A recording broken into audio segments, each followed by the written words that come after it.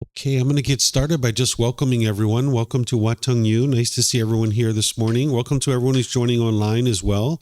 Today is what we call our Pali Canon and English study group, which I'll explain to you guys what that is a bit later, because we start with meditation as part of each one of our classes. The Buddha taught how to train your mind to get to enlightenment. What enlightenment is where the mind is completely peaceful, calm, serene, and content with joy. By the time you get to enlightenment, you no longer experience any discontent feelings. You will have eliminated all your anger, sadness, frustration, irritation, annoyance, guilt, shame, fear, stress, anxiety, loneliness, boredom, shyness, resentment, jealousy. You can eliminate all these feelings because it's your own mind that's actually causing these. There's oftentimes the belief that it's other people who are causing you to experience anger and sadness and frustration and all these other feelings. But what you learn through the teachings of the Buddha in a way that you can independently verify is that it's your own mind that's causing these feelings. And this is why you can actually eliminate them. And training the mind is what the Buddha taught. He figured out how to do this on his own, and then he helped other people to figure out how to do this as well based on his teaching.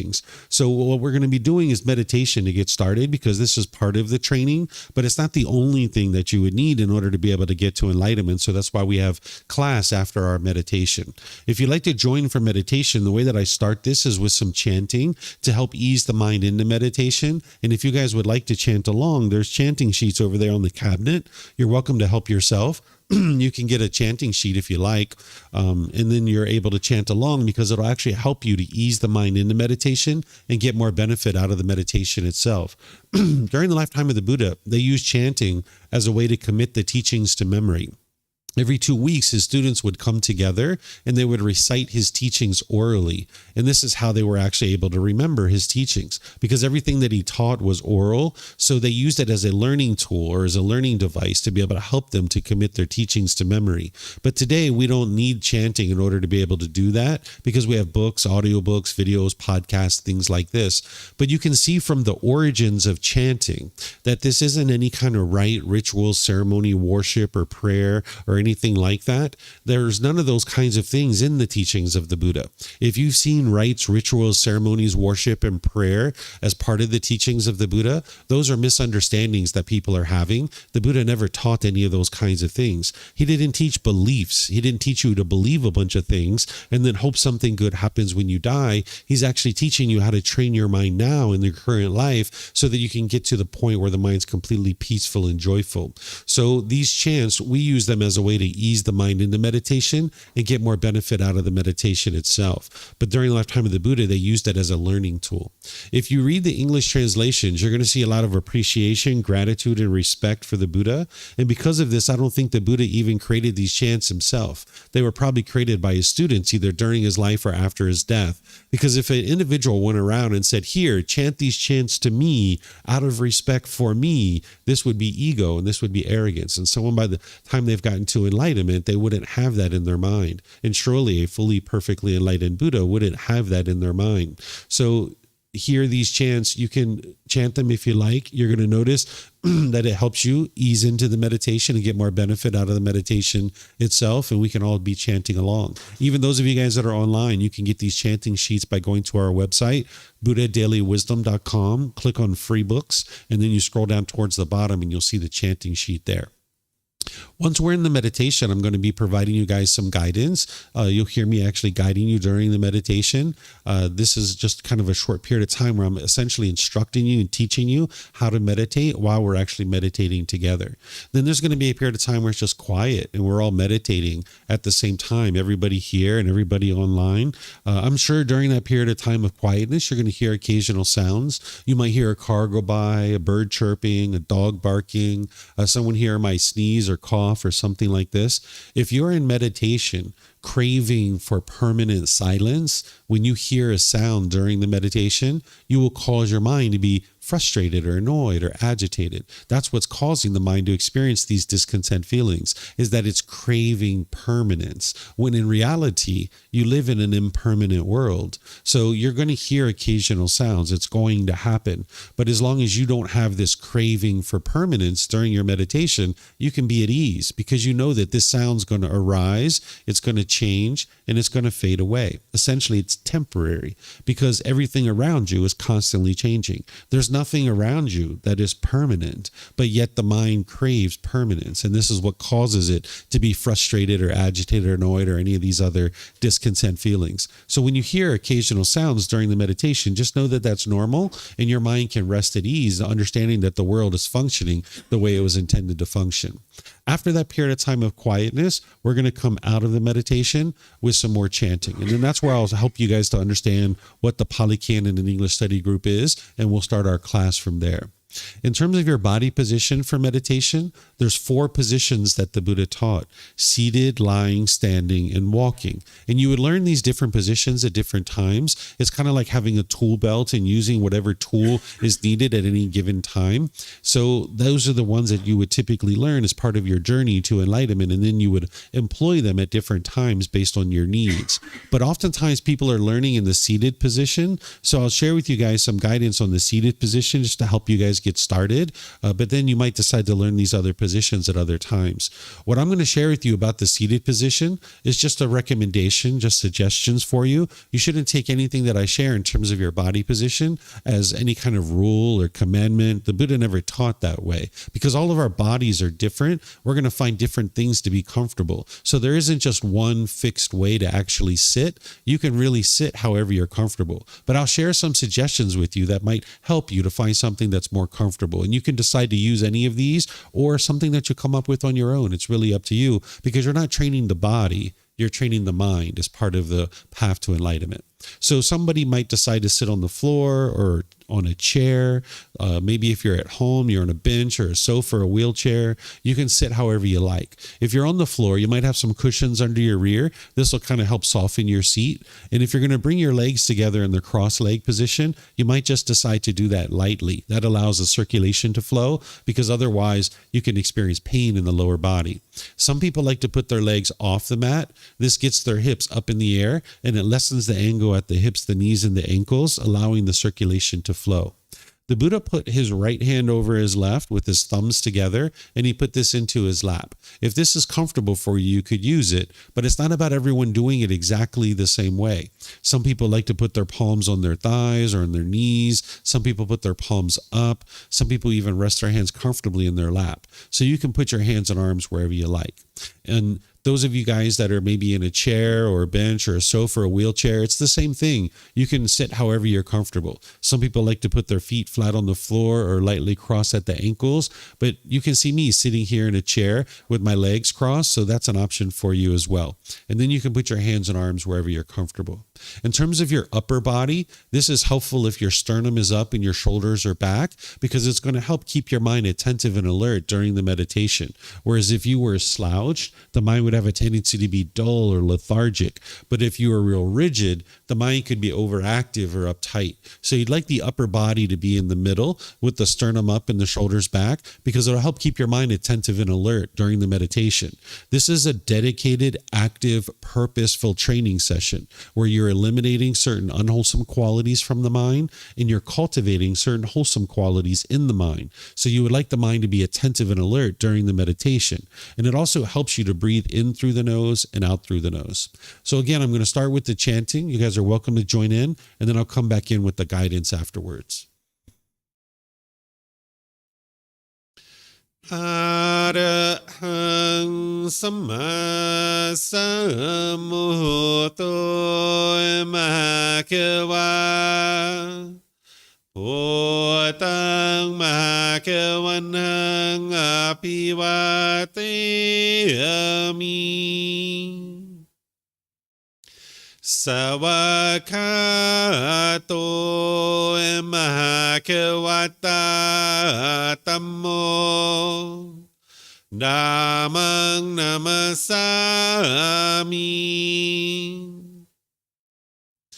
Supatipano Mahakavato Savaka Sangho Sanghang Namami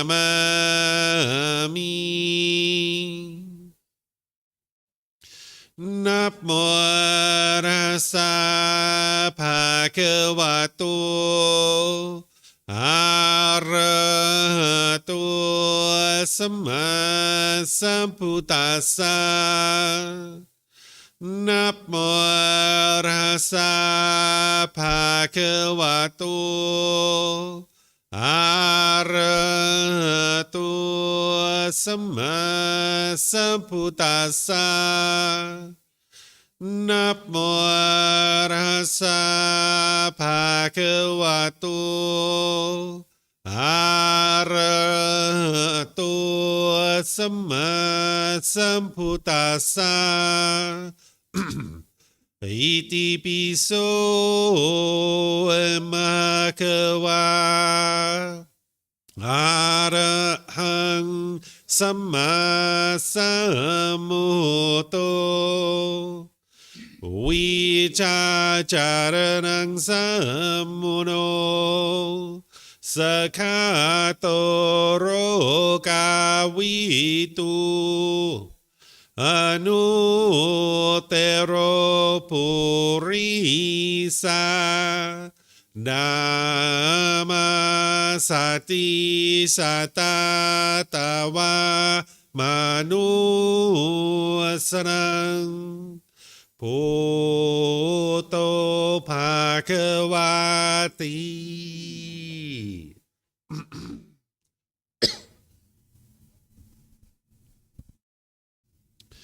Okay, with the lower body and hands and arms comfortable,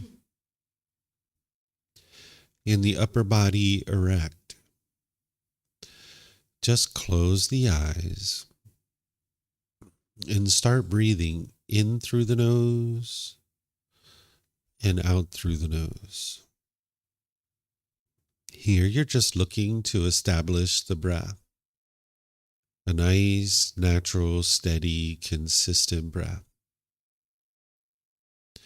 Not forced or controlled, just a gradual inhale through the nose, experiencing the full breath.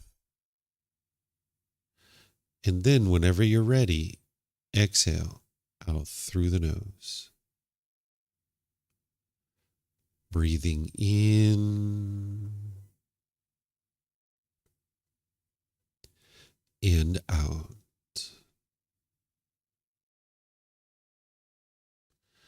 Breathing in and out.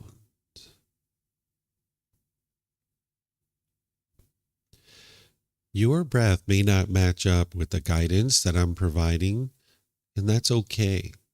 This is your practice. I'm just here for guidance.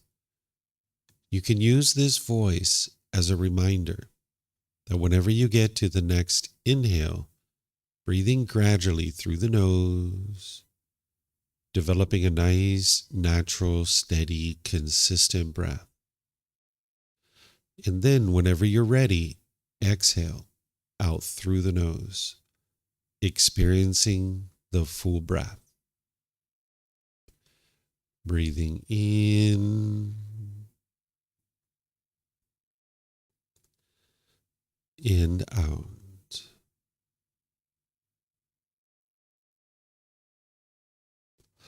Breathing in and out.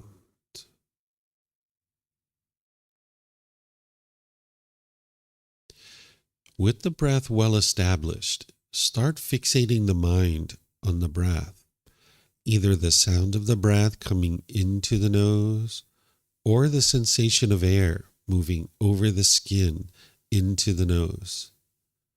The breath is the present moment. Fixate the mind on the breath, the present moment. Breathing in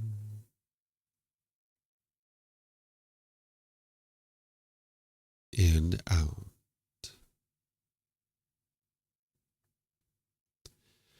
Breathing in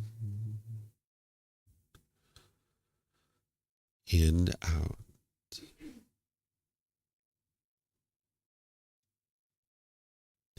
With the mind fixated on the breath, Whenever you notice that it moves off the breath, cut that off, let it go, and come back to the breath, the present moment.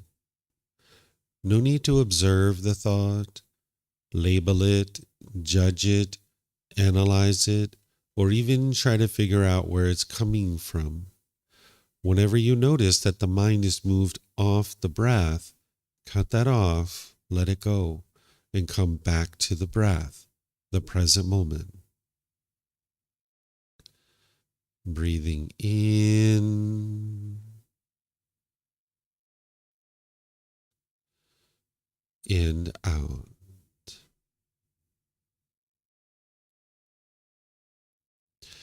Breathing in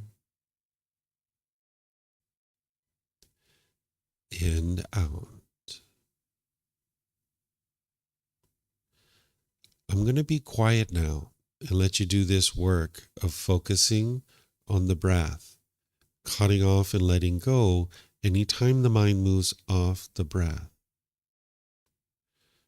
You have nowhere to go. There's nothing to do. No one needs you right now. This is your time to focus on the breath. Breathing in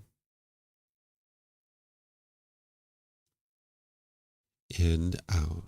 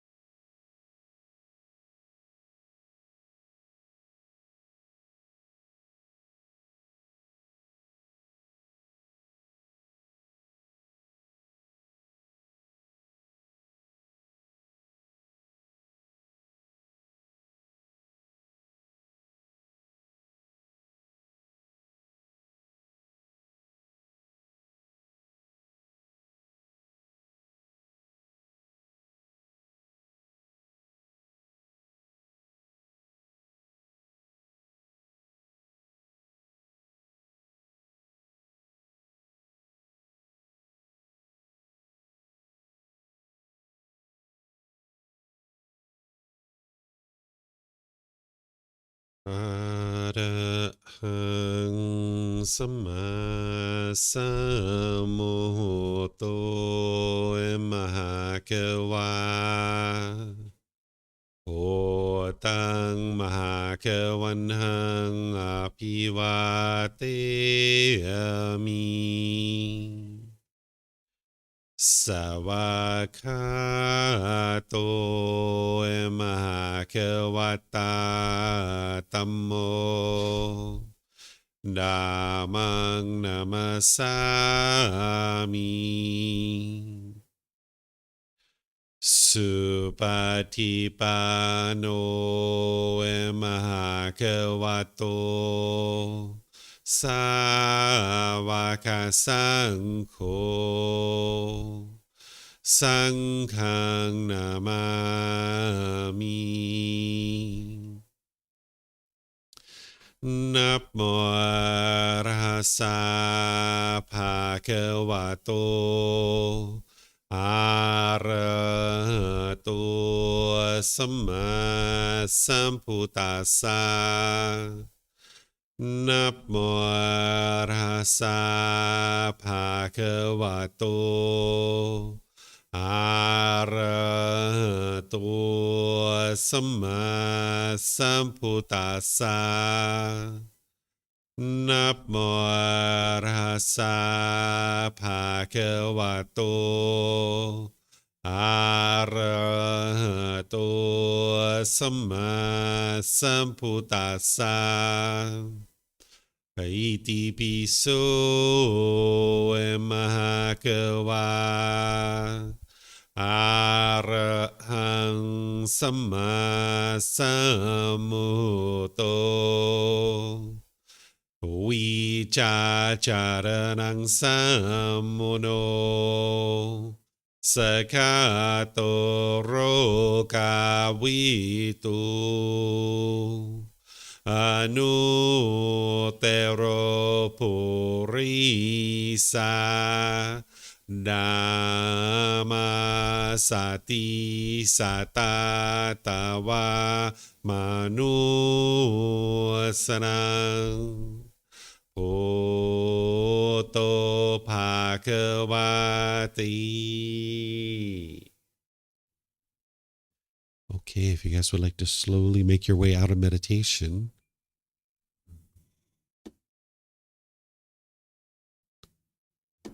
Once again, welcome to all of you guys. Nice to see everyone here at the temple. Welcome to everyone joining online as well.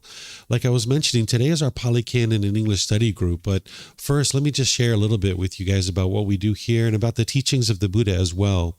As you guys heard me share at the beginning, there's no belief in the teachings of the Buddha. The Buddha's teachings are about believing a bunch of things and then hoping something good happens when you die. He also didn't teach a bunch of rules and commandments that if everybody follows these things, then the world would become a more peaceful place. Instead, what he's doing is he's helping you to understand how to train your mind so that your mind can get to a peaceful and joyful mental state. You can actually get to peace and joy regardless of what other people are doing around you. Right now, the way that the unenlightened mind functions is you might think that your anger and sadness and frustration and all these other discontent feelings is coming from something external. But you can see from the teachings of the Buddha that it's not the outside world that's causing your inner feelings. Your inner feelings are actually coming from within your own mind. And as you learn these teachings and you don't believe them, but you investigate and examine them, you reflect on them to independently verify them, and then you practice the Buddha's teachings, you can see that they actually work to move your mind closer and closer to this peaceful and joyful mental state. The Buddha trained his mind over 2,500 years ago how to get to this peaceful, joyful mental state. He figured out how to do it by himself, and then he dedicated the rest of his life from the age of 35 until 80 when he died to be able to share those independently discovered teachings. And countless people got to enlightenment during his lifetime. So the teachings of the Buddha are essentially like a self-help program. It's helping you to gain wisdom about the world around you and how your mind works so that then you can actually train your mind, uproot certain pollutions that the Buddha discovered in his own mind. He then discovered the tools and techniques of how to eliminate them. And now as you apply those tools and techniques to your own mind, you'll be able to see that your mind moves closer and closer to this peaceful and joyful mental state. Because you know, in situations where you're usually angry and frustrated and agitated and annoyed and all these other feelings, and when you're experiencing those same situations, but your mind is peaceful and joyful, and you've been training your mind in these teachings, you'll know that it's these teachings that are leading to the improvement to the condition of your mind in your life. So what I do here is I help students to be able to understand this path to enlightenment based on the original words of the Buddha. And we do this through classes, courses, retreats. I have a book series, videos, podcasts, personal guidance, all these different things. It's all available for someone at no cost. There's never a time where anybody's going to ask you to pay for anything. It's up to you to decide for yourself if you would like to learn and grow and develop on that path, that there's people that are dedicated and willing to help you to be able to learn how to get to this peaceful and joyful mental state.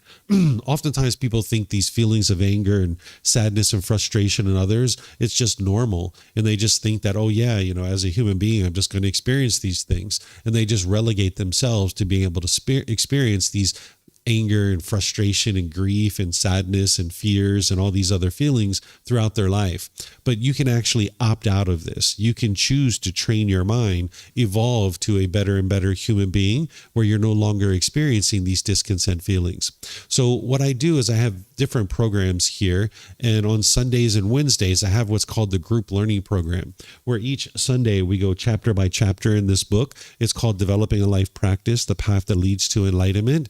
And I help you to be able to understand the foundational teachings of the Buddha, essentially building like a framework to be able to understand his teachings and to be able to guide you. Whether you're here at the temple in Chiang Mai or whether you're traveling somewhere else in the world, you can actually learn because we live stream all of our classes. And if you can't attend the live stream and the live classes, you can actually watch the recordings and you can gradually learn and grow and develop.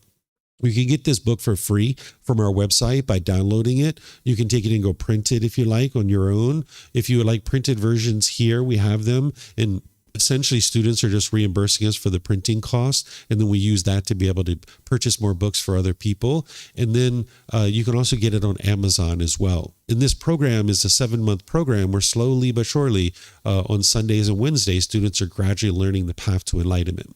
Tomorrow on Sunday, we're in chapter 17, which is titled Eliminating Fears. Are you really scared? This is where I'm going to teach you how to eliminate the fear that you have in your mind, whether it's a fear of spiders or fear of heights, or whether it's a fear of your own death or anything like this. You can eliminate all these fears from your mind. By the time you get to enlightenment, there's no fear in the mind whatsoever. So I'm going to help students to be able to understand that tomorrow. So if you would like to learn that, I'll be teaching here from 9 a.m., starting at 9 a.m. And then there's also a class at 9 p.m. where I'm going to be teaching essentially the same things, just at 2 different times, because different people can attend at different times. In these classes, I teach it starting with meditation, but then I teach in a more traditional style. In those group learning programs and all the courses and retreats that I share, I will teach for like 15, 20, 30 minutes, and then I will open up for questions. I'll teach about 15, 20, 30 minutes, open up for questions.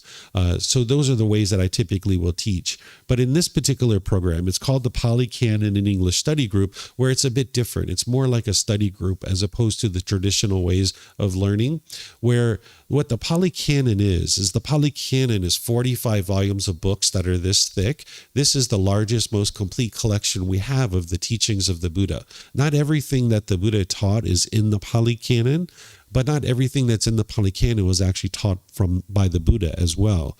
But this is the largest, most complete collection we have of the teachings of the Buddha. So someone who's really interested in getting to enlightenment, you would study with the original words of the Buddha. But oftentimes people aren't studying with the original words of the Buddha. There's about 500 million people in the world that consider themselves to be Buddhist practitioners, but there's a very small percentage of these people that are actually studying with the original words of the Buddha. I've been to over 200 temples in my life, and I've only ever been to one temple that actually studies with the original teachings of the Buddha. So you can see that's less than 1%. So here, what we do is we study with the original words of the Buddha. And what we've done is we've taken this 45 volumes of books and we extracted the most important teachings teachings that you need in order to be able to get to enlightenment. And we've assembled it into a 13-book series. And that's what I share. It's over there on the shelf. It's also on our website. Like I mentioned, you can get these for free. You can download them if you like at no cost. You can actually print them. You can get printed versions here, or you can order them on Amazon.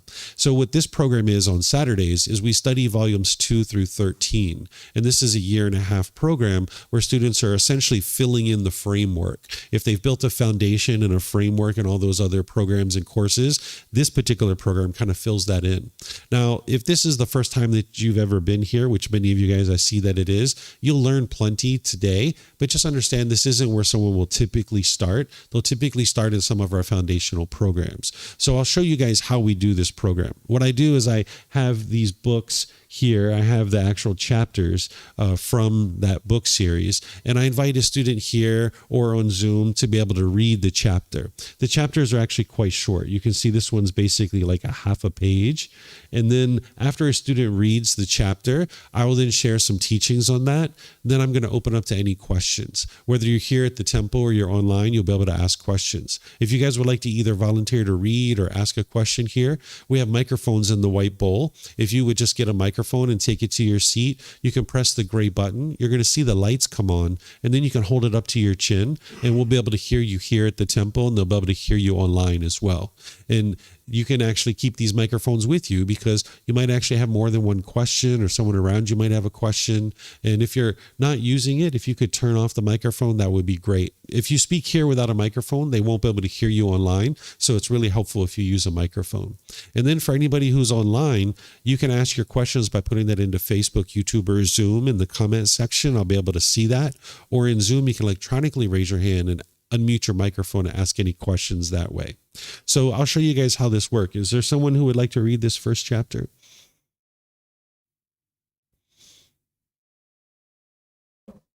Sure. Yeah, go for it, guys.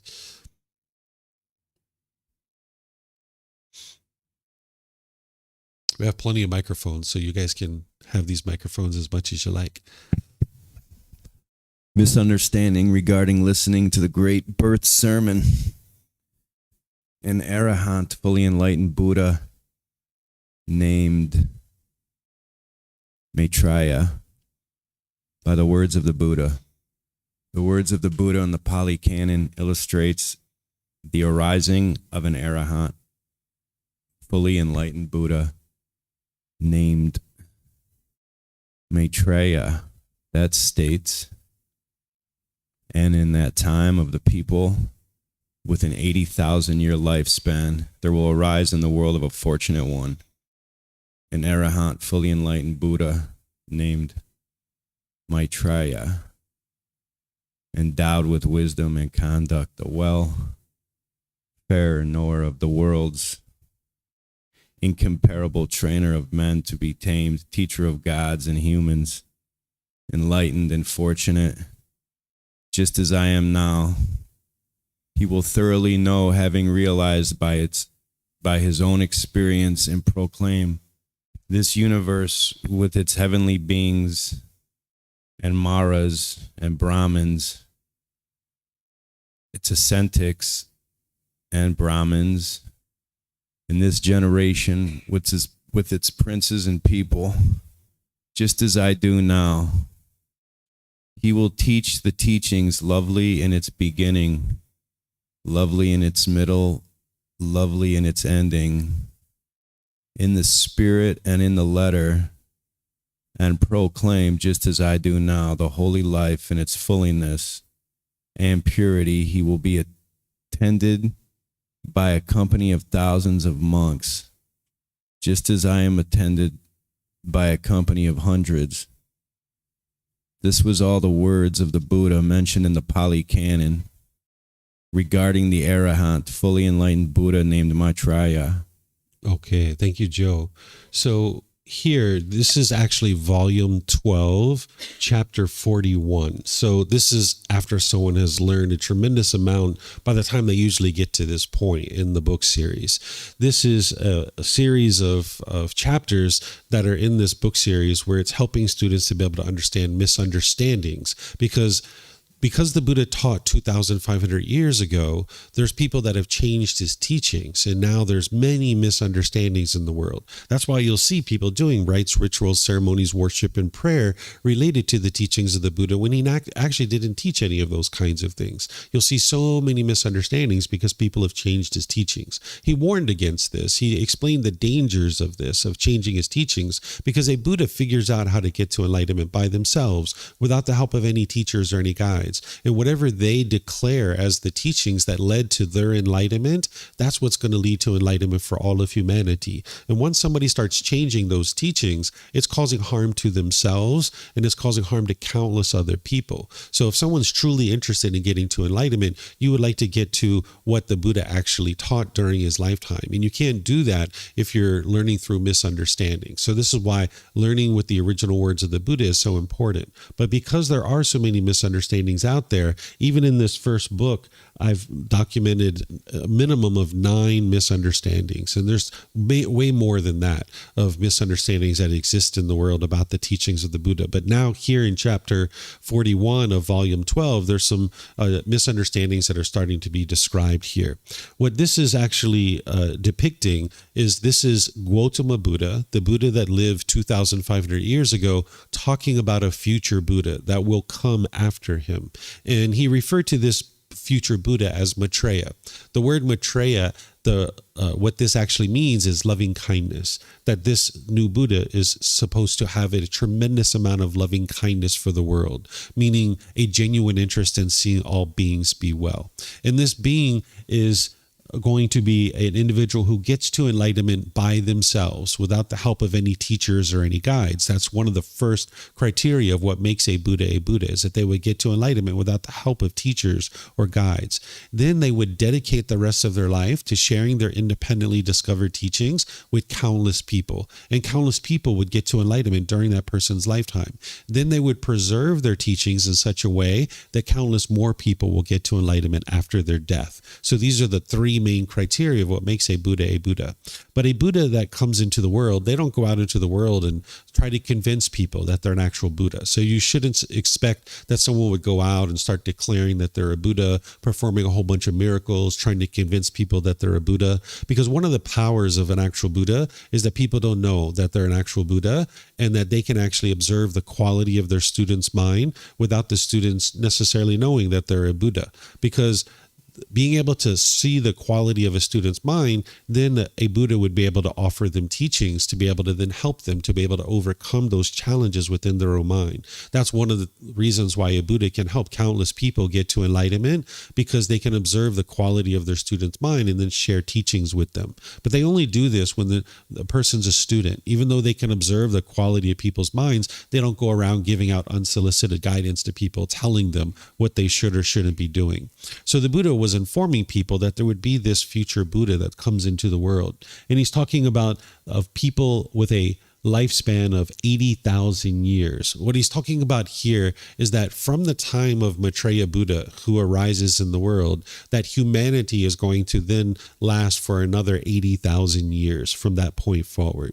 The Buddha talked about this during his lifetime. It's well known that he understood that his teachings was going to reach the entire world, but it wouldn't be during his lifetime that would occur, that it wouldn't be until later when Maitreya Buddha comes along, that Maitreya Buddha would then be able to share the teachings far and wide to be able to help countless people get to enlightenment. And then the teachings would be preserved from that point forward for the next 80,000 years. And more and more people would get to enlightenment. If more and more people got to enlightenment, where there was countless people getting to enlightenment, and people were peaceful and joyful, people were loving and kind and warm and gentle, they were compassionate and polite, kind, friendly, and respectful. If everybody in the world was that way, we might call that heaven on earth. Some people might call it that, right? So that's essentially what the Buddha was talking about, but he didn't use those words, right? So here he's talking about this fully, perfectly enlightened Buddha that understands the teachings, has the wisdom and the conduct, and is able to then train many people. And then he goes on here talking about how this individual, based on his own experience, right here, meaning this person would get to enlightenment by themselves, would then understand the world. That's what he's talking about here. That what a Buddha does is they discover and explain the natural laws of existence. This is the reason why the mind is in the unenlightened state, is because it doesn't understand what's called the natural laws of existence. There's certain natural laws that are affecting you, whether you're aware of these natural laws or not. And when you lack wisdom of these natural laws, you will struggle and have difficulties in the world. That's what the stress and the anxiety and the fear and the sadness and frustration and all these other feelings are coming from, is the mind's lack of wisdom. And when we lack wisdom, we will struggle and have difficulties, and we will make unwise decisions, and we will experience unwholesome results. But we tend to blame that on other people when we experience unwholesome results in our day-to-day life. We'll say it's good luck or bad luck or destiny or fate, or someone might blame God or some entity called the universe, or someone might blame other people for the things that they experience in their day-to-day life. But it's actually our own decisions that are leading to any particular result that we experience in day-to-day life. So these natural laws that the Buddha described, that this new Buddha will also understand as well, this is helping you to be able to understand the world around you. And now by understanding the world around you and these natural laws, you'll make wiser and wiser decisions that will lead to more and more wholesome results in your day-to-day life. We did this exact same thing earlier in our life. We didn't understand the natural law of gravity. So we struggled and we had difficulties with this natural law. This is why we fell down, we hit our head, we bumped our elbows, we broke our toys, we cried and cried and cried, because we didn't understand the world that we lived in. But slowly but surely, we gained wisdom of this natural law that by the time we were 12, 13, 14, 15 years old, we might say that we fully awoke to the natural law of gravity, meaning we fully cultivated wisdom about this natural law. And then we started making wiser and wiser decisions that started producing more and more wholesome results for us. We started tying our shoes tighter. We stopped being so giddy and bouncing around like a kid all the time. We started, taking our time and looking at the surface of the sidewalk as we were walking. And now we can do things like ride bicycles. We can climb ladders. We can get on airplanes and fly all over the world because we've got wisdom of this natural law of gravity, and we don't struggle with it the way that we once did. And we had the struggles and difficulties that were producing the anger and the sadness and the frustration because we were living in a world that we don't understand. Well, there's other natural laws besides the natural law of gravity that's affecting you, whether you're aware of it or not. Just like the natural law of gravity affected us, whether we are aware of it or not, there's these other natural laws. And what a Buddha has done is they've basically figured out what these natural laws are, and now they trained their own mind to be able to experience the peace and joy, and they know they're experiencing that peace and joy because it's 1 year, 2 years, 3 years, and their mind is no longer experiencing discontentedness. They then share those teachings with others out of loving kindness and compassion for the world, to be able to help others escape that discontentedness, to escape that suffering of the sadness and stress and anxiety. But each individual being needs to decide for themselves that they're interested in moving beyond the anger and sadness and frustration and all these feelings to then be able to experience the peace and joy that is enlightenment. So what the Buddha is talking about here is how this new Buddha is going to basically understand the world and be able to explain that world. By the time he gets down here, he's talking about how this individual's teachings are going to be lovely in the beginning, in the middle, and the end. And this person is going to proclaim, just as he does now, meaning Gotama Buddha does now, the holy life in its fullness and purity, meaning this life that you can live where your mind's completely pure and your mind can experience the peace and joy of the enlightened mental state. And he says he will be attended by thousands of monks, just as I am attended by a company of hundreds. Essentially, during the lifetime of the Buddha, he could only teach a limited number of people because the language that he was speaking was only in a certain small region of the world. So there was only a certain number of people that could study with him. Now, while it was countless people that studied and learned and got to enlightenment during his lifetime, it's not going to be nearly as many as what Maitreya Buddha will experience. Maitreya Buddha will be able to help countless more people, even more than Gotama Buddha, because by the time Maitreya Buddha comes, we now, for example, have a language like English that is an international language, that this new Buddha would be able to share the teachings in an international language. We're helping millions and billions of people all throughout the world to be able to get to enlightenment. We also nowadays have ease of travel, that Maitreya Buddha would be able to travel all throughout the world and be able to help countless people, where the Buddha himself, Gotama Buddha, during his lifetime wasn't able to travel so easily. And information and content can be shared throughout the world very easily now with something like the internet. We can press a button and we can send content from one part of the earth all the way to the other part with just the press of a button. So Maitreya Buddha will be able to have countless more people, even more so than Gautama Buddha, that will actually be able to learn and understand the teachings to be able to get to enlightenment. So oftentimes people have a lot of misunderstanding about this new Buddha, and there's all this kind of rumor and hearsay about this being and what they would or wouldn't be doing, or the time frame that they would be coming into the world. So this particular chapter is helping you to see this is what's in the Pali Canon about this being Maitreya Buddha. And then what people are saying in other places, oftentimes people have all these different ways of thinking that this Buddha is going to function, and you can see what was actually captured in the Pali Canon.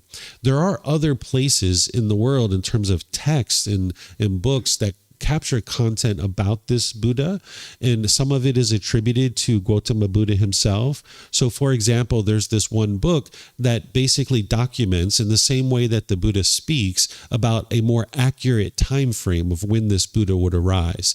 He talks about these 500-year cycles that the world would go through from the death of the Buddha until this new Buddha Maitreya arises. And he talks about these 500-year cycles, which is essentially 2,500 years.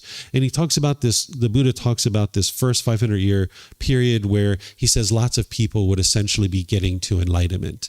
And then there's the second 500 years where the Buddha talks about how everybody would be really good with meditation. And then there would be this third 500 years where there would be a lot of scholars writing books about him and sharing his teachings as scholarly work. And then he talked about this fourth 500 years where people would be very good with generosity and sharing in order to have his teachings spread all over the world. And then he talked about this fifth 500 years where he said people would be utterly confused about his teachings, and they would be arguing and fighting about his teachings. So we can see through these 500-year cycles that this is actually what indeed occurred. We can see that right after the death of the Buddha, there was lots of people getting to enlightenment because his teachings were very strong and bright and vibrant in the world. We can see that people were doing a lot of meditation in that second period of time. We can see a lot of scholars were actually writing things about the teachings of the Buddha. Those scholarly works are actually still available today. You can see that that occurred. That fourth 500 years where the Buddha predicted that a lot of people would be practicing generosity in relation to his teachings, that's when essentially all these temples here in Thailand were created 500 to 1,000 years ago. That's where people were donating land and resources to build these temples and things like this. So we can see that that actually occurred. And you guys can spend any amount of time that you like on social media, and you can see this fifth 500 years where people are arguing and fighting and bickering about what the Buddha did and didn't teach.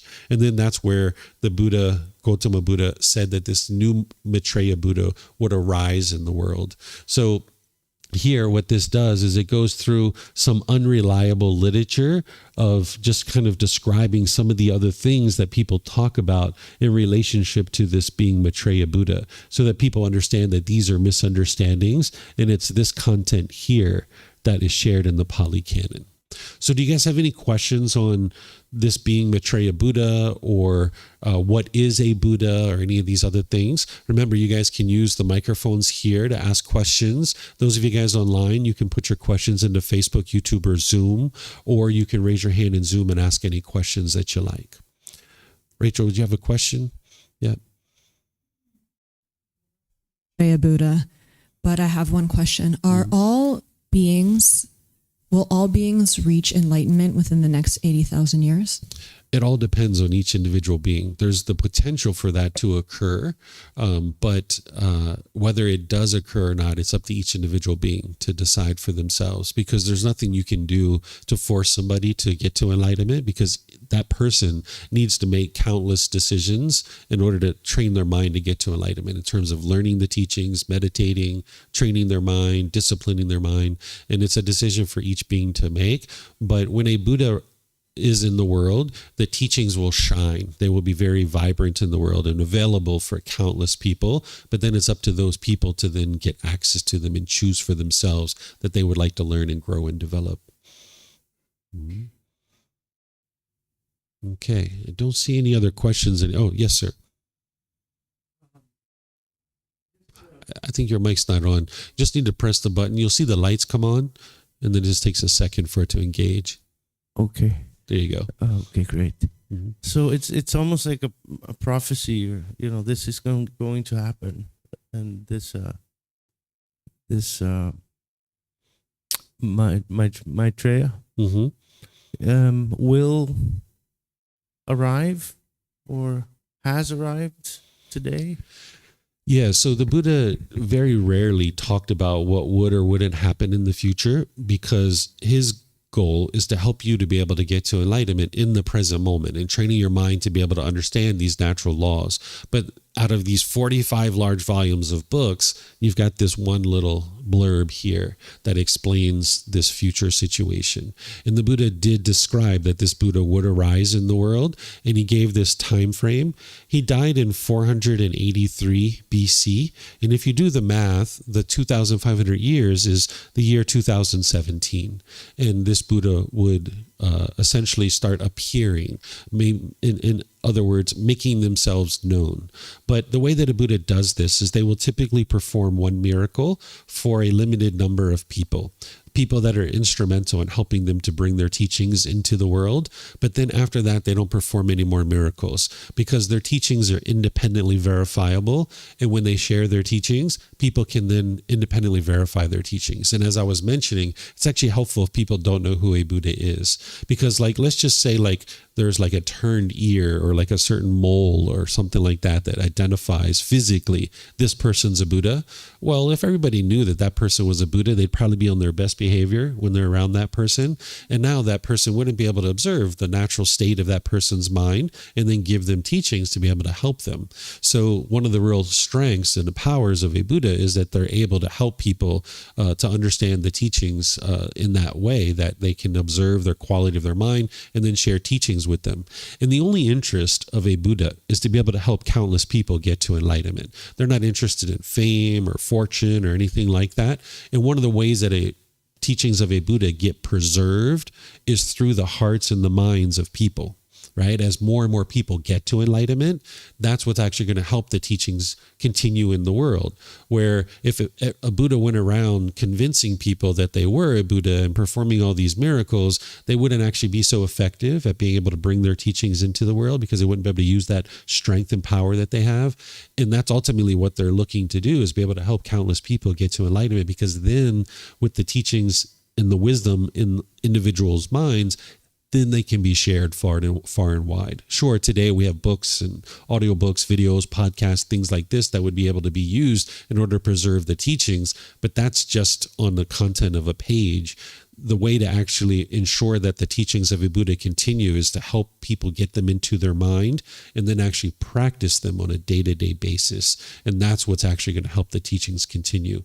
So based on the time frame of what the Buddha shared, this Buddha is in the world, but right now, but you shouldn't expect that this person is going to make themselves known to a wide audience of people, because it would actually be contrary to their goals and objectives and what it is that they're looking to accomplish through sharing their teachings.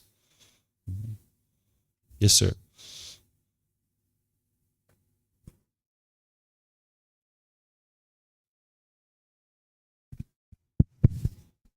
I have two questions, David.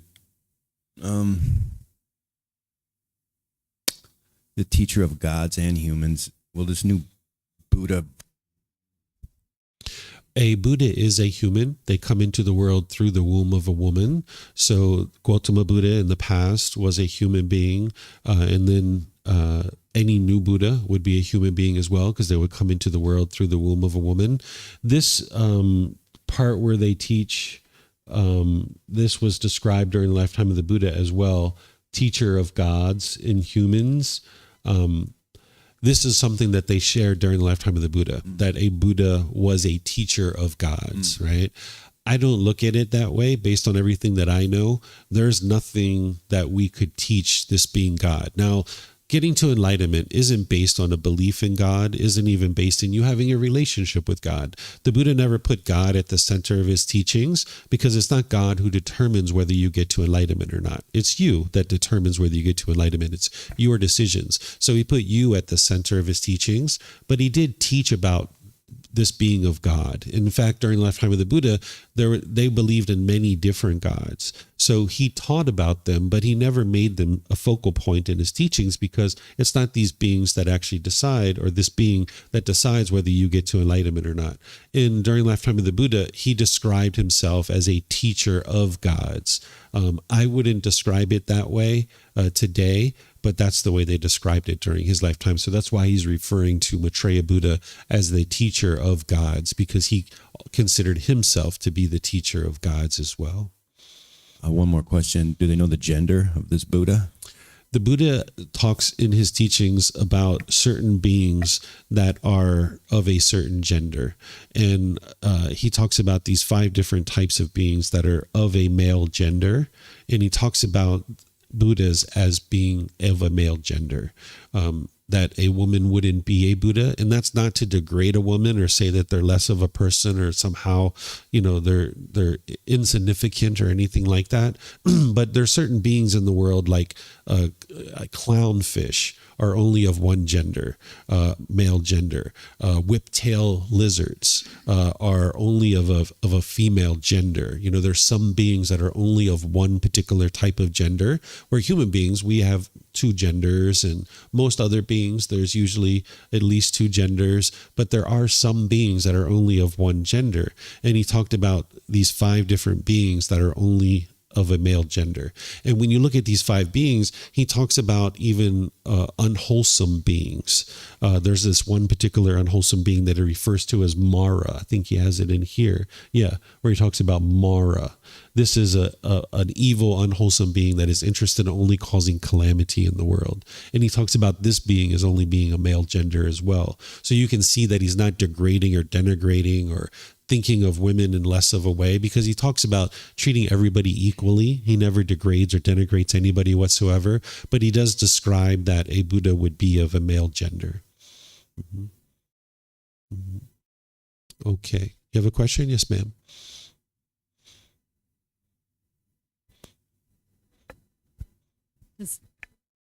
Hello.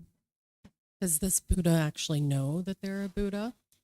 Yeah, a Buddha would know that they're an actual Buddha, because their mind would be fully awake to the natural laws. And one of the things that a Buddha understands is what is a Buddha, right? A Buddha would know what a Buddha is, and they would then know that they're going to be sharing the teachings. That's their choice.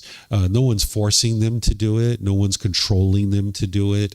It's based on that individual's own choices, that they have transcended all the suffering and despair that they experienced in their mind for many, many years, that by the time they get to enlightenment, this particular Buddha got to enlightenment at the age of 35. He would know how much of a struggle it was for those 35 years prior to getting to enlightenment. And then from the age of 29 to 35 is when he actually made his way to enlightenment. And a Buddha who gets to enlightenment, someone who gets to enlightenment by themselves, it's a real struggle. It's really challenging to get to enlightenment by yourself. It's challenging to get to enlightenment even with the help of a teacher, but doing it by yourself, it's a monumental amount of work, and it's only a Buddha that would be able to do that. And now this individual getting to enlightenment by themselves, they know how challenging it was for them, and they know that there's nobody else that can do that, get to enlightenment by themselves. So they know that if they don't share their teachings, then humanity would basically continue to struggle and have countless amount of suffering and harm. And so they end up deciding to share their teachings out of compassion for the world, concern for the misfortune of others, because they know if they don't share their teachings, then they're going to die with them, and then the world is just going to continue to suffer. So it's up to them to be able to share their teachings to help others. And an individual who is a Buddha would know that they are capable of doing that, and there's no other being that would be capable of doing that other than them. So it's kind of like up to them to be able to help others, to be able to experience a better world and a better life. Mm-hmm. Jack? Yeah, just a quick one. Would we realize, or would people realize that it was a Buddha during his lifetime, or would we have to wait until he's passed away? So a Buddha is going to know that he's a Buddha during his lifetime, and the people that he performed a miracle for, they would know that he's a Buddha. Some of a Buddha's students will figure it out during his lifetime that he's an actual Buddha, but not everybody will figure this out. So like during the lifetime of the Buddha, not everybody knew that he was an actual Buddha, because not everybody knows what the criteria are that makes a Buddha a Buddha. And then also all the three criteria don't actually exist until death. That's when people can see it. That's why, like right now, all of us can look back at Gautama Buddha's lifetime and we can be like, oh yeah, he was a Buddha for sure. Because we're 2,500 years afterwards and we can see the three criteria exist. But during the lifetime of a Buddha, those three criteria don't actually exist yet. The first one is, that they've gotten to enlightenment by themselves without the help of any teachers or any guides. Then they dedicate the rest of their life to sharing their independently discovered teachings, and countless people will get to enlightenment during that person's lifetime. But then they will preserve their teachings in such a way that after death, countless more people will get to enlightenment. So this first criteria, some people can figure that out. Like, oh, this person has gotten to enlightenment. If you know what enlightenment is and you know of a person and you can talk to them and find out if they have teachers or guides, then that person, is potentially a Buddha. And if you see them sharing their teachings, their independently discovered teachings for the rest of their life, and you see countless people getting to enlightenment, then more and more people, by the time that person gets closer and closer to death, more and more people know that that person's a Buddha. So like when he first started teaching, Gautama Buddha first started teaching, not many people knew that he was a Buddha. Only the people he performed a miracle for. But as he aged and he got closer and closer to death, and people saw the countless people who were getting to enlightenment, more and more people realized that he was a Buddha. But still not everybody understood. And it wasn't until he died that they then understood. So some people will know during the lifetime of a Buddha that they're an actual Buddha, but not everybody. And then when a Buddha dies, there will be a small earthquake that shakes the earth at the moment of their death.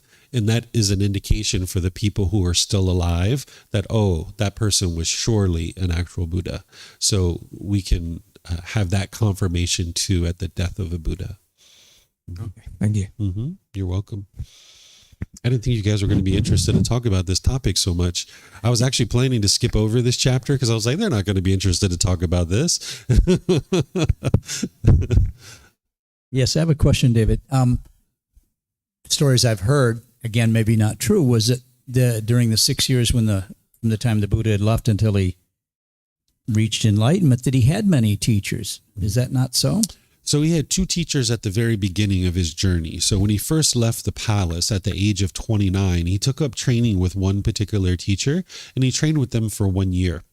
And what this person did is he taught him to hang himself upside down from trees, lay on beds of nails, pierce his body with metal implements, starve himself. And the thought was that if you could cause physical pain to the body and your mind could overcome that physical pain, that you would get to enlightenment. And that's what was the pervasive view in the world at that time. So Siddhartha Gautama trained with that teacher for a year. And he got to the end of that training and the teacher said, oh, you've mastered my teachings and you can share my teachings. And Siddhartha Gautama was like, my mind's not any more peaceful than it was when I was in the palace. So he knew that that training hadn't worked because he mastered this person's teachings, but yet his mind was still frustrated and agitated or annoyed. So he took up training with a second teacher, and he essentially was learning the same exact things: hang himself upside down from trees, lay on beds of nails, starve himself, pierce his body with metal implements. Again, the same thing happened, that he mastered this person's teachings, and the teacher told him that, but his mind wasn't any more peaceful than it was when he was in the palace. So the first 2 years of his journey, he felt like he had wasted his time, and he was frustrated, so he went off on his own. And those teachings from those initial two teachers did not lead to enlightenment. And he knew that. So that was part of his journey, is understanding that causing physical pain to the body doesn't produce enlightenment. So that's why when I was teaching you guys meditation and I was talking about sitting cross-legged, if you notice pain in the body, that's not what you're interested in doing. So nowadays you'll hear some people that will tell you, if you're meditating and you feel pain in the body, just breathe through it, which is unwise. Gautama Buddha taught us 2,500 years ago that it's unwise to cause physical pain to the body. That's not how you get to enlightenment. So he spent 2 years with those first two teachers, but those teachings didn't lead to enlightenment. So it wasn't those teachings that ultimately led to his enlightenment. So it wasn't until the 4 years by himself that's when he figured out how to get to enlightenment by himself.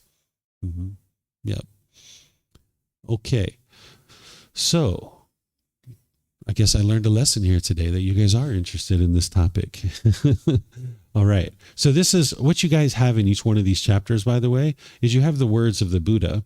But then and you've got a reference up here that takes you back to the original Pali Canon. So that way you can see from the original Pali Canon, you don't have to just believe what I'm sharing with you here. You can have the truth for yourself to know what is actually shared there. Then you've got words from me that are helping you to be able to understand what it is that is being shared here. So like me just talking for 5 minutes here, I gave you guys a little bit, but in the book, I give you a lot more. Like I explained to you here, why did Gotama Buddha share that he is a Buddha, and why will Maitreya Buddha not share with the public that he is a Buddha? And then I explained to you what a Buddha is, explained to you all these other different things down here. I think I even have in here, no, it's not this chapter. But anyway, I've got information and content here that's going to help you to be able to learn in your journey. So here, what I'm going to do, this is actually just another misunderstanding. I'll just explain this to you. This is a misunderstanding of, there's something called merit in the practice of the teachings of the Buddha. The Buddha taught generosity, that you give and share with the people around you. And this is going to help train your mind to let go. Because what's causing your mind to experience anger and sadness and frustration and stuff like this is the mind's holding on. It's craving permanence. It's wanting things to be a certain way. And the mind becomes somewhat selfish when you have these cravings, desires, attachments in your mind. You might find it very difficult to share with other people around you. Well, the Buddha teaches you to share with other people because this trains your mind to let go.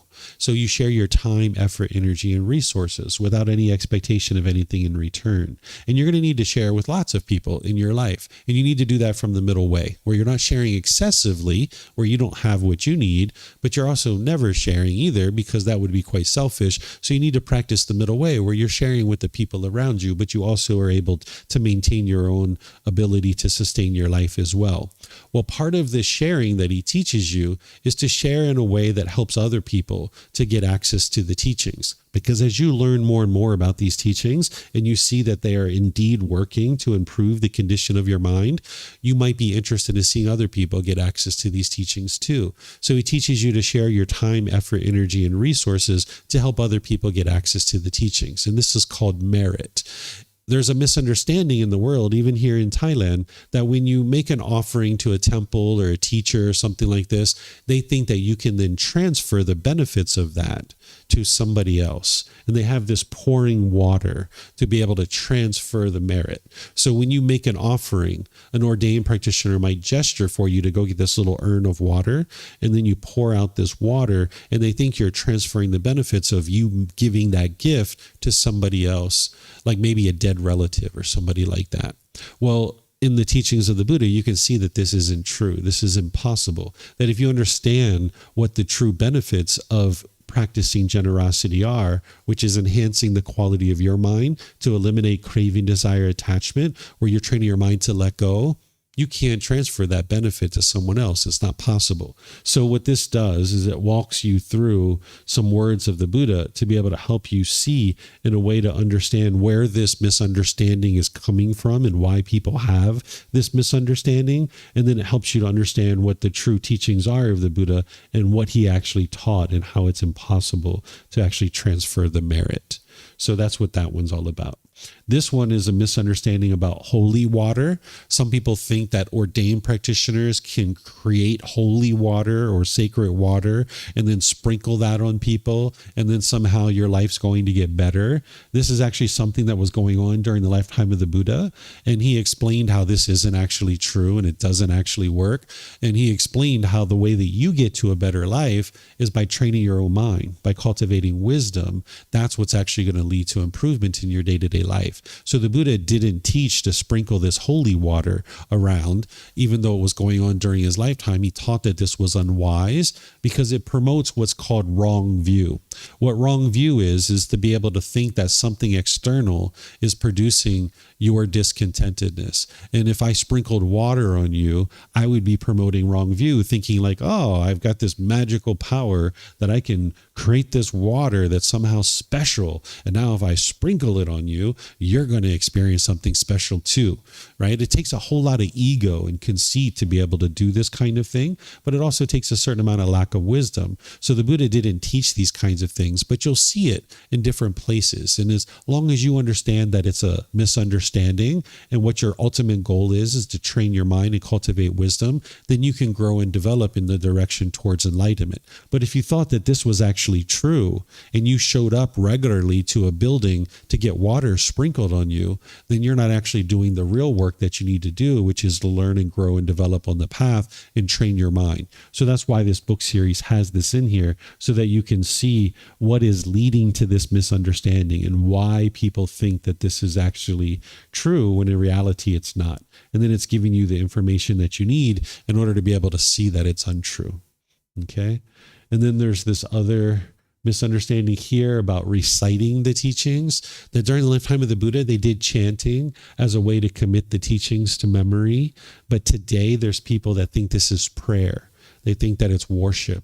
They think that you can pray to the Buddha and that somehow he's going to make something magical happen for you.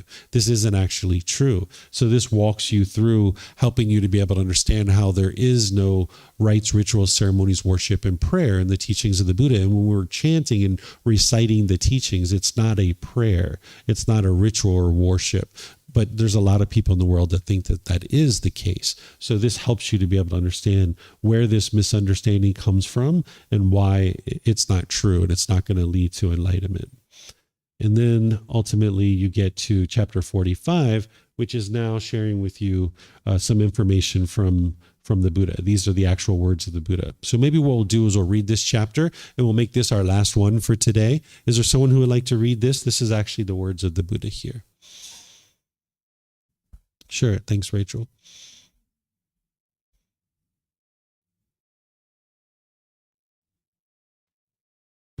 Reside with the teachings as your refuge.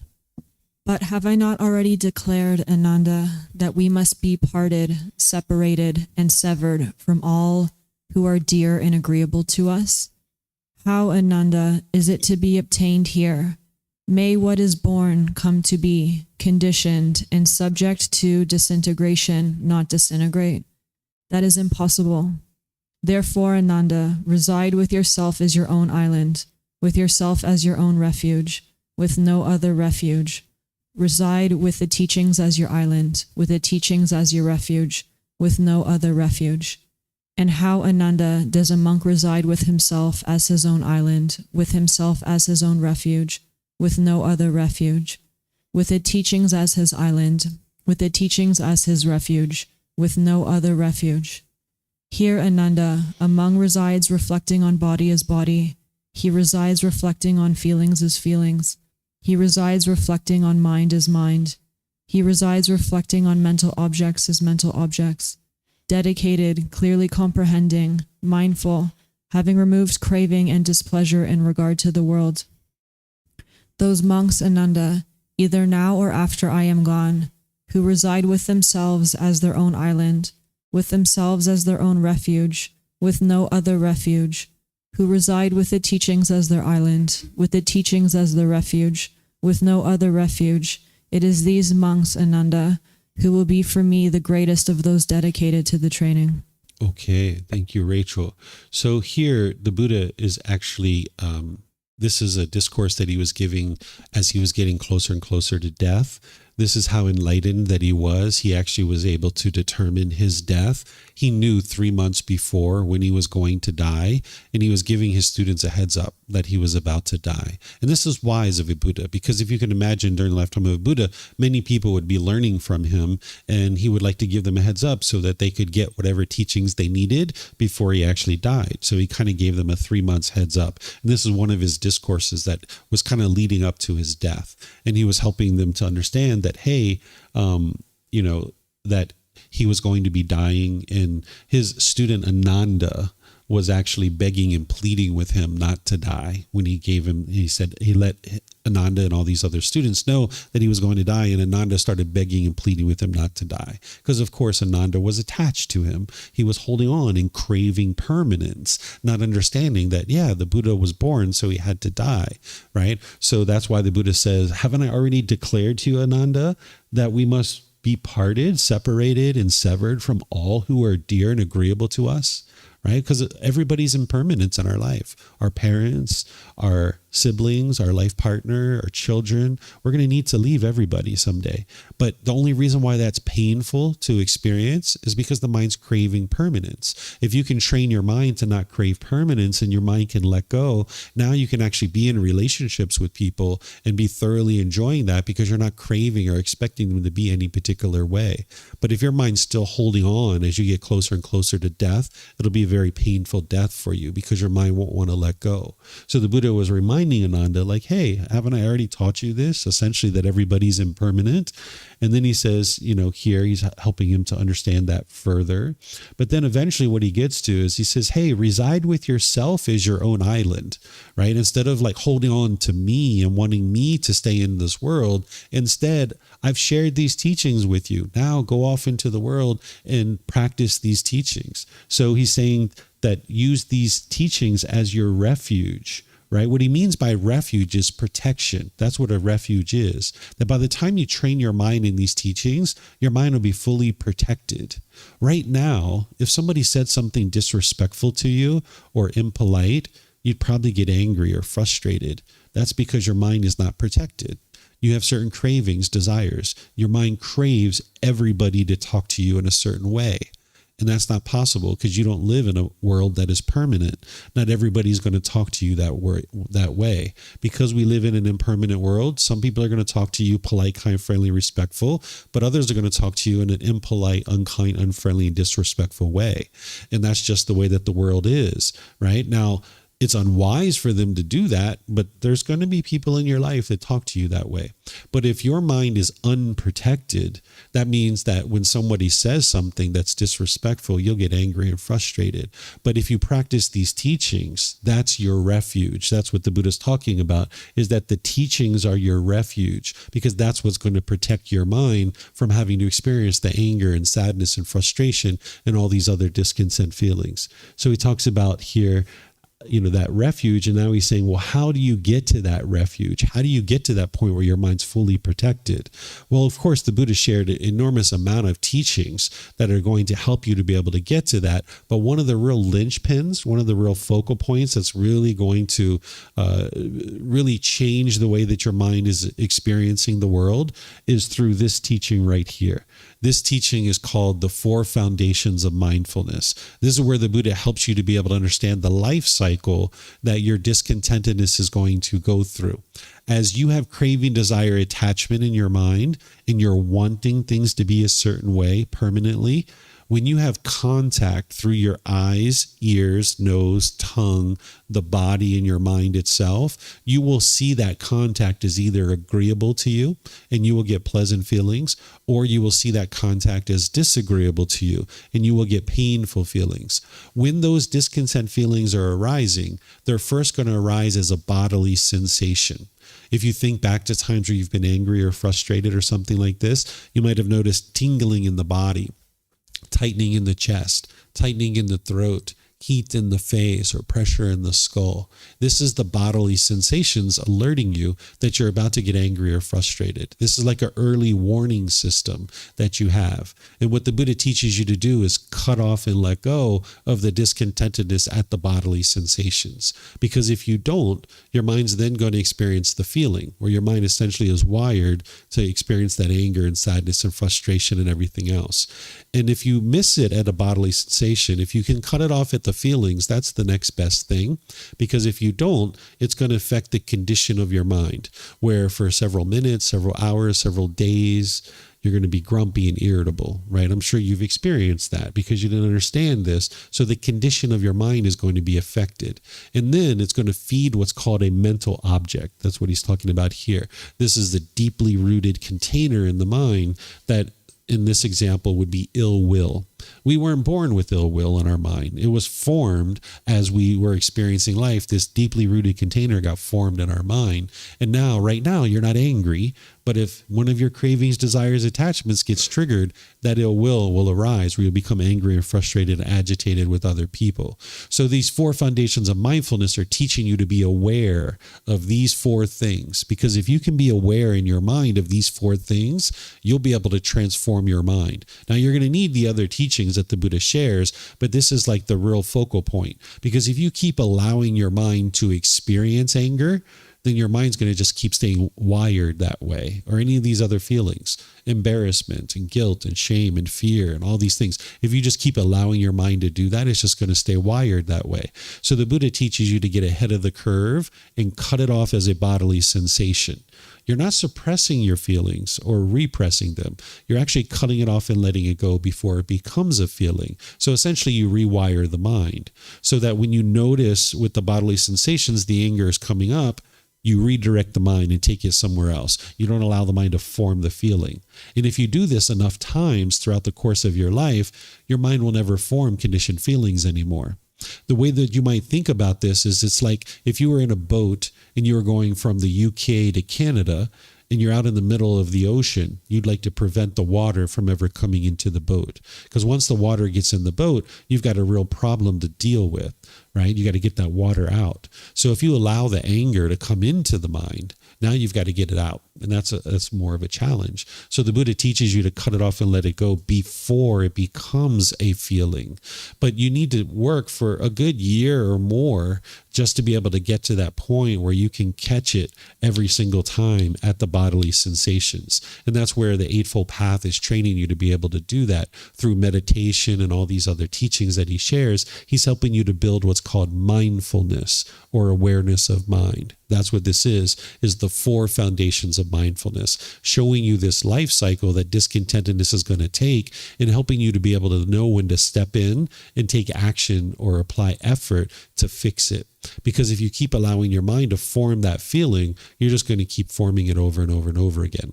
So the way that this looks in day-to-day life is, say you were watching the news and you notice through watching TV that there's this tingling sensation. You're starting to get angry and frustrated, like there's this bodily sensation first.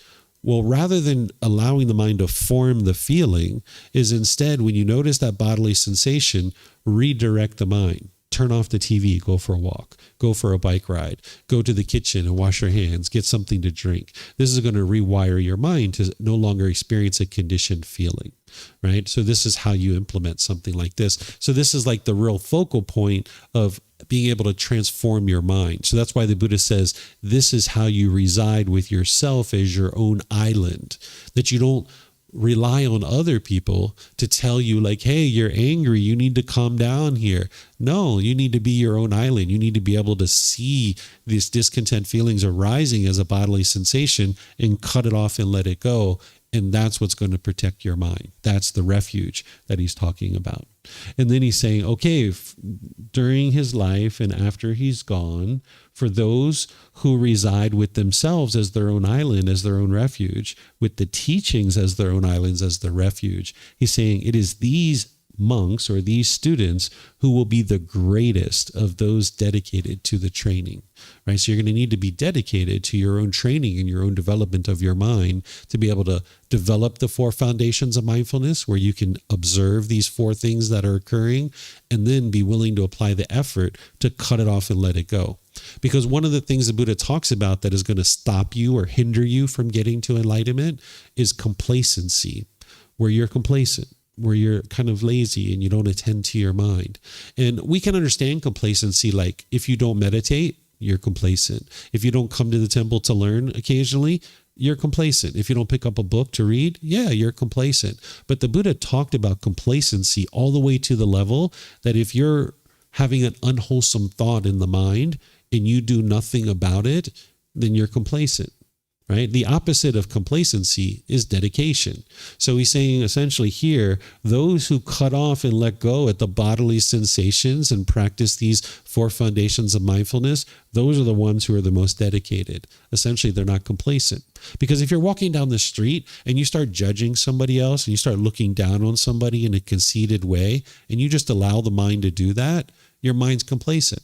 Right? Or if you're watching the news and you're having negative thoughts about somebody you're seeing on the TV and you don't do anything about that, you don't cut it off and let it go, the mind's complacent. So you would like to arise more and more dedication in the mind where you're dedicated to applying these teachings in your day-to-day life. It's a full-time job getting to enlightenment. And if you're dedicated to do the work, you'll see that it works. The teachings of the Buddha lead exactly where he said they do, to this enlightened mental state. So he's saying that those who practice these 4 foundations of mindfulness and take the effort to actually apply them, they are the most dedicated because they're the ones who are actually training their mind actively on this path.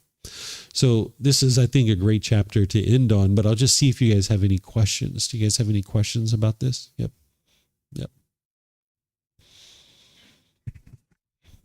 I'm not sure who's first, who's second. Anybody who would like to go? Microphone work. That's my question. Okay, there you go. The microphone's impermanent too. Yeah. Just to sort of say it to myself too, or have some confirmation. Like you said at the beginning of our meditation, it's not about training the body; it's about training the mind. Mm-hmm. And I think a lot of people, and I'm sort of starting to get it, like, why do you do all this meditating and focus on the breath? Mm-hmm. It's, to me, basically, it's just the most accessible way to practice training the mind and controlling where it goes and bringing it back. So we meditate to train the mind to also not get into anger or frustration or jealousy when it arises. That focusing on the breath is the most basic tool to start training the mind. Do you understand my question? I didn't hear a question, but are you asking, like, what is the purpose of the meditation? Yeah, okay. I guess so. As it relates to training the mind to Sure. not go down certain avenues and come back. Sure. One of the ways you can think about meditation is it's like exercising the mind, just like you take the body to the gym, or I don't, but some people do. Let's just say you take the body to the gym and you exercise it and you're helping the body to be stronger. Well, now when you go out into the world, you have more muscles to be able to do the things that you need to do, right? So your mind is the same way. You're taking it to the gym. You're exercising the mind, right? And now you're developing certain qualities that you're going to be able to use during your day-to-day life in order to be able to train your mind. So with this breathing mindfulness meditation, and you're focused on the breath, when the mind moves off the breath and you notice that, that's your mindfulness. You're developing awareness of mind. When you cut it off and let it go and come back to your breath, that's training your mind to let go. Because the whole underlying problem that the Buddha discovered is that the mind's holding on. It's craving permanence, and it doesn't know how to let go. So what you're doing on a consistent, ongoing basis all throughout your weeks and months is you're training your mind to let go, let go, let go. And that's what you're doing during the meditation. And then when you're focused on the breath, that's helping you to develop concentration.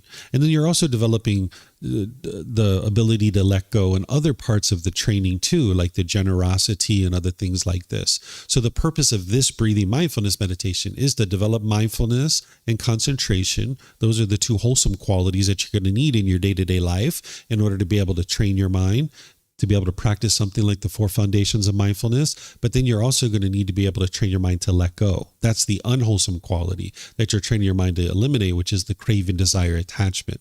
And that's for that meditation. And that's the primary meditation that the Buddha used. But there's 3 others that he used too, that they also have certain wholesome qualities that you're cultivating and certain unwholesome qualities that you're eliminating. So you would learn as part of your journey to enlightenment, what are these 4 meditations? What are the wholesome qualities that you're cultivating? What are you eliminating? And how does it fit into the overall picture of what the Buddha is guiding you to be able to accomplish, which is enlightenment? But for the breathing mindfulness meditation, this is what you're actually looking to accomplish and why you're doing it. Because now in your day-to-day life, you'll have more mindfulness, you'll have more awareness, you have more concentration. That's going to help you to be able to access your wisdom and make wise decisions. And when there's anger arising, you'll be able to cut it off and let it go and eliminate it. And eventually, if you do that enough, there won't be any anger arising. For an enlightened being, it's impossible for anger to even arise because the causes and conditions that are producing it have been eliminated. And it's the meditation that's going to help you build those qualities to be able to accomplish that in your day-to-day life. Mm-hmm.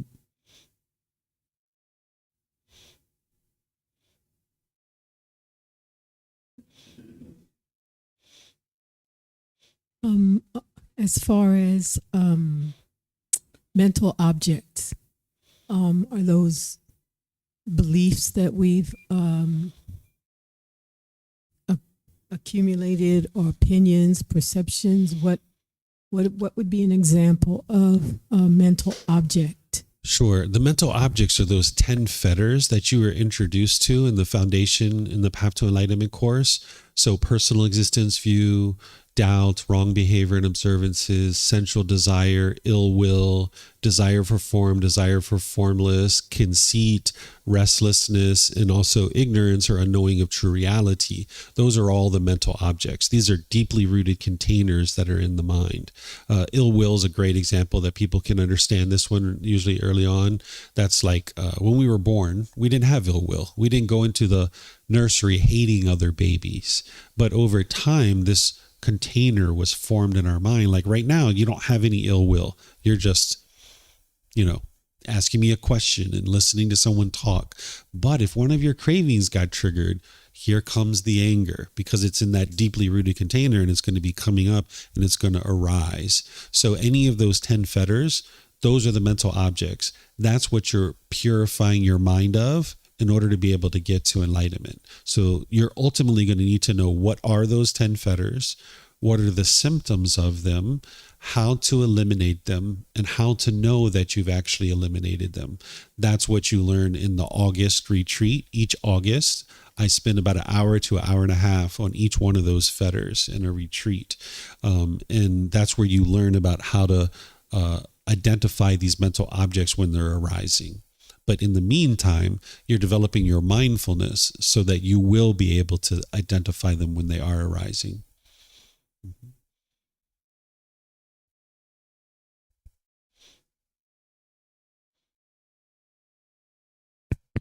Mr. David, I have a question on his talk here to Ananda. Mm-hmm. May what is born come to be conditioned. Is he talking about the conditioned feelings and subject to disintegration, not disintegrate?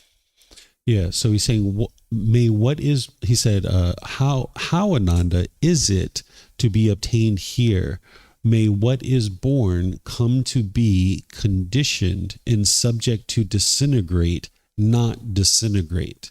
What he's saying is, how can something that is impermanent not disintegrate? Right? So he's basically saying, because what Ananda was doing prior to this, you don't see it here. Ananda was begging and pleading with them not to die. And basically what he was saying is, how could this body that was born, that is impermanent, that was based on some condition, not disintegrate, not die? How can I not die? Right? So this is one of the ways that the Buddha would teach, is through asking questions, because that way you can think like, yeah, that's true. Like, how could that, you're teaching yourself essentially. The Buddha was a master at this, is asking questions to people and leading them to a certain result and a certain conclusion that he didn't necessarily have to teach himself, that he was actually just asking questions that lead them to a certain conclusion. Yeah. Certain understanding, right? Certain wisdom.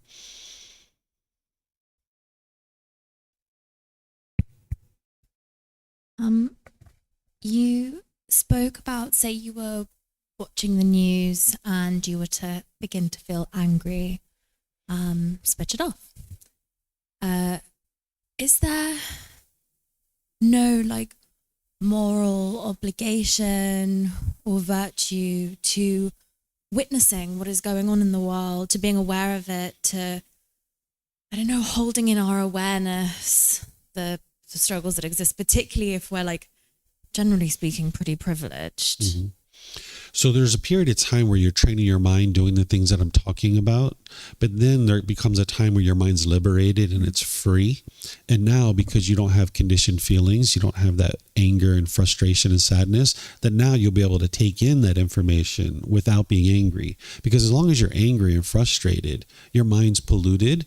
And whatever decisions you make based on that anger and frustration, it's just going to produce unwholesome results for you. So if you're watching the news and you're getting angry, that's because you have a craving for things to be a certain way in the world. You're craving permanence.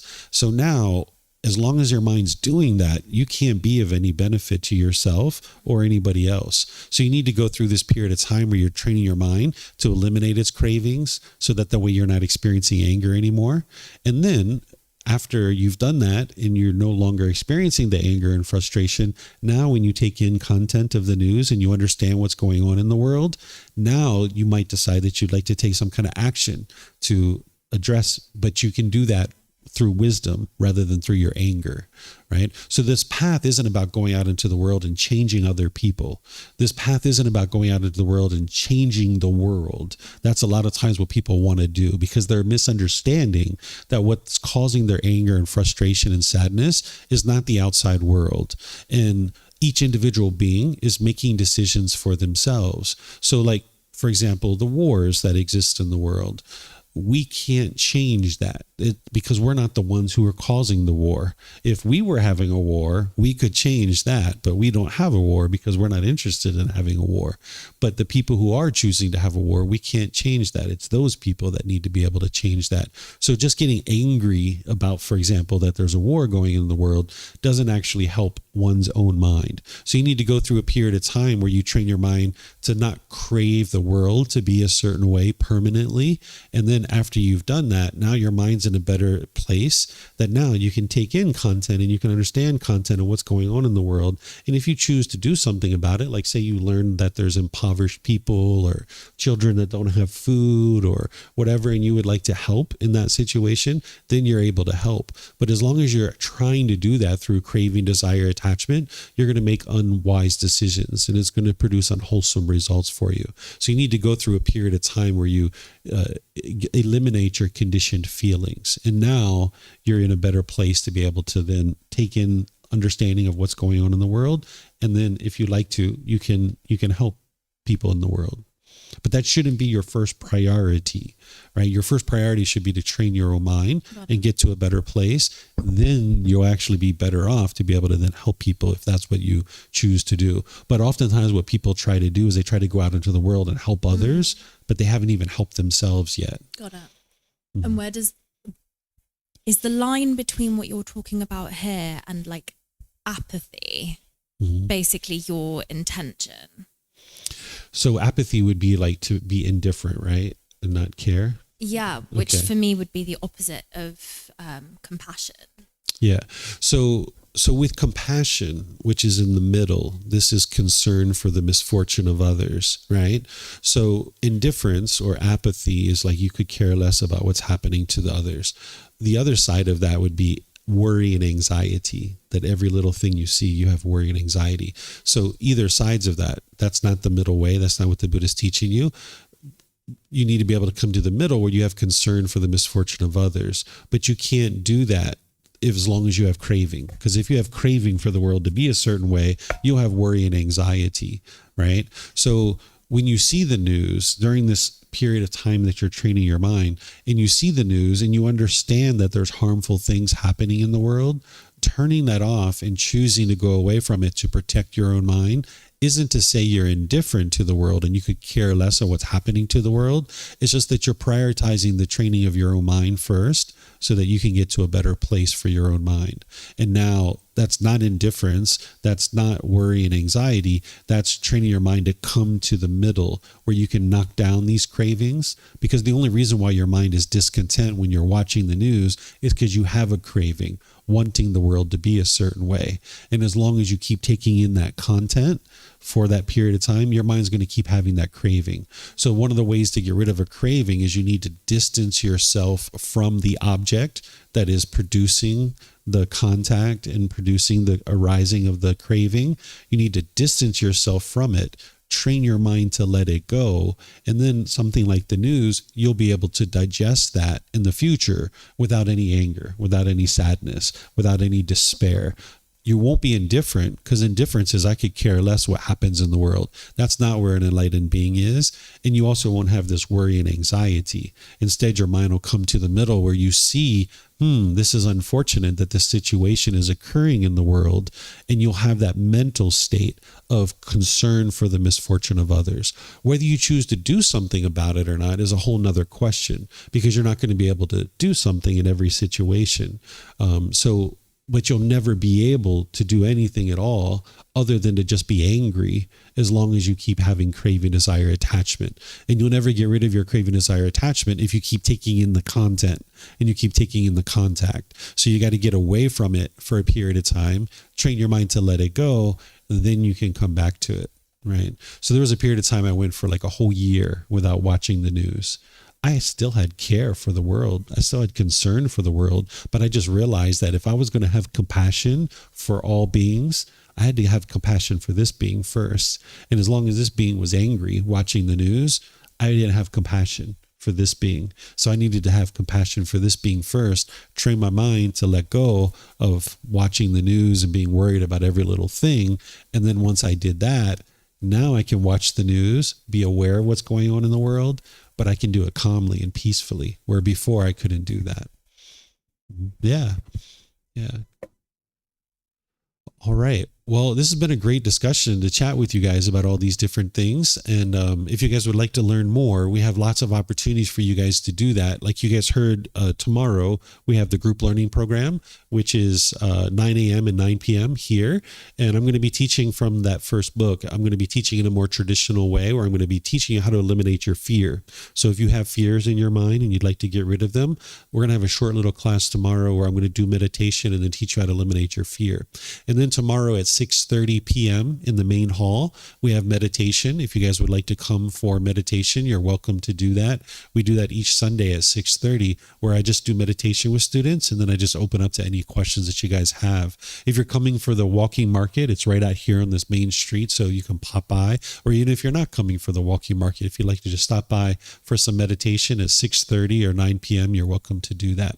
And then on Wednesdays, I'm going to be having a meditation here as well at 9 a.m. in the morning. If you'd like to meditate and ask questions, that's what I do on Wednesday as well.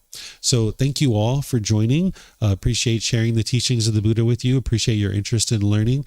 And perhaps I'll see you guys in one of these other classes. Have a very wonderful and lovely rest of your day. We'll see you next time. Sawadee krap. Sawadee krap.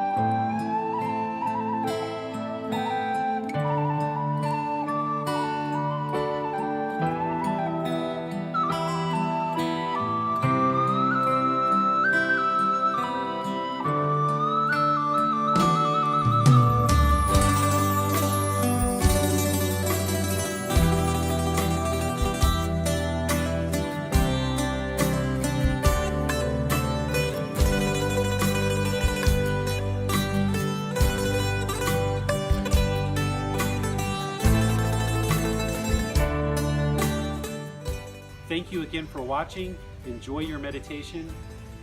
Look forward to seeing you online and answering any questions that you might have. Thank you so much.